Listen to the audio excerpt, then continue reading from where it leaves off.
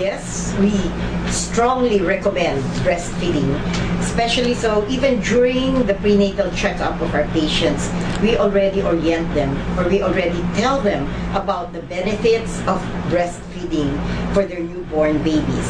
In fact, our hospital, the VRP Medical Center, is a hospital which is a mother-baby friendly hospital, which means that we encourage, or we really actually not really encourage, but we really impose that the babies who are born in 6 hours for normal delivery should be beside their mother already, roomed in. We call this rooming in, no?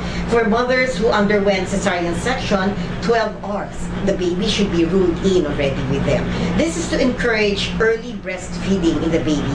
We don't want to encourage any formula feeding because we know that the best for a newborn child is the mother's breast. And the first which we call colostrum, no? The first milk that comes out of the mother's breast is what is very, very rich, no? In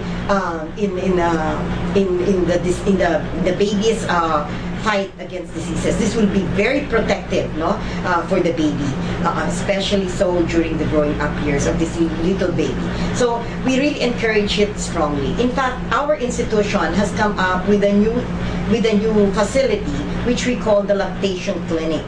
The lactation clinic has lactation counselors to help our mothers, especially so first-time mothers who have never breastfed their babies, of course, no? To help them to adjust and to give them guidance on how to do it properly, no? Every mother who delivers is a good, everyone can breastfeed. It's just the way that sometimes they get frustrated and they cannot do it properly and they just stop and give formulas, no? Which is not what we want. We want complete, and we want full breastfeeding for our babies. We do believe strongly in breastfeeding, and that's the reason why we have these policies, which is actually a law in being imposed by the Department of Health, no, to all hospitals. Now, our institution also offers, we hold the department in particular, the Department of Obstetrics and Gynecology, also holds a regular mother's class, which we call Alagang Ina. This is done every last Saturday of the month, okay? And everyone is welcome to attend, especially our patients. This is a very educational event, not only for our expectant mothers, not only for the mothers, but for the expectant fathers as well, no?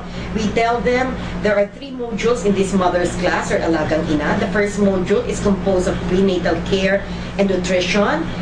We have immunization in pregnancy. We have ultrasound in pregnancy.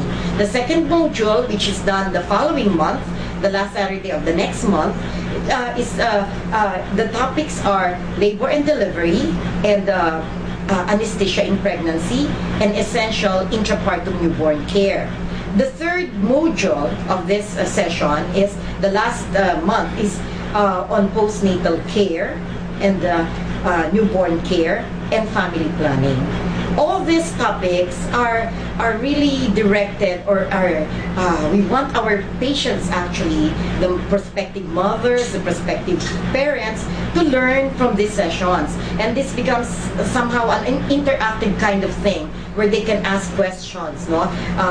Parenting is never learned by reading books. It is something that's experienced personally. I am a parent of 3 kids, grown-up kids, and one can always say that you learn as you go along, being a parent, no? But of course, you can learn a lot from sessions like this, in Alagang Ina. You can learn a lot from the internet, from what you read. But these are only tips that can help one adjust to being the best parent there is to his child or her child.